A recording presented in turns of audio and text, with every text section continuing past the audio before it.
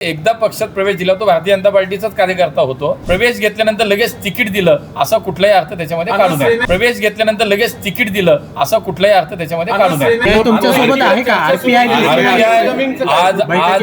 Shiv Sena Bharatiya Janata party आमची चर्चा झाली.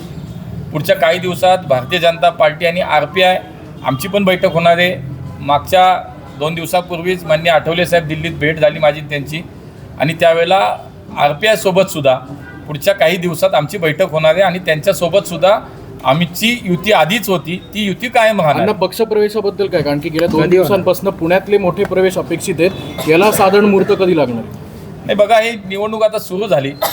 जसं जसं वेळ पुढे जाईल, काय निर्णय घ्यायचे काय नाही घ्यायचे, पक्षात कुणाला घ्यायचं आहे का नाही घ्यायचं आहे का, आमच्या कार्यकर्त्यांचं काय म्हणणं आहे, पक्ष नेतृत्वाचा काय विचार आहे, हा सगळ्याचा विचार करून तो निर्णय घेतला जाईल. पण आता तरी काय तुर्तास तो विचार नाही. पुढच्या काही दिवसामध्ये जर काही लोकांना घ्यायचं असेल तर ते माननीय पक्ष नेतृत्व आमचं जे आहे मुंबईतलं ते निश्चित उद्या होणार आहे की नाही मुंबईत?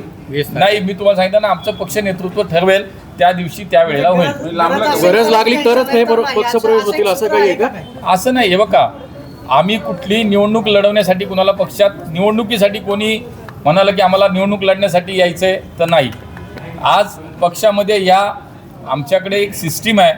प्रवेश दिल्यानंतर सुद्धा शेवटी तिथे निवडून येण्याची क्षमता कोणाची आहे याचा विचार केला जाईल. त्यामुळे एकदा पक्षात प्रवेश दिला तो भारतीय जनता पार्टीचाच कार्यकर्ता होतो. त्यामुळे या सगळ्यांमध्ये एक आमची पद्धत आहे. सर्वे होतात, स्थानिक पातळीवरती त्याचा निश्चितपणे एक अहवाल तयार होतो आणि मग उमेदवारी कोणाला द्यायचा हा पुढचा टप्पा आहे. तेव्हा प्रवेश घेतल्यानंतर लगेच तिकीट दिलं असा कुठलाही अर्थ त्याच्यामध्ये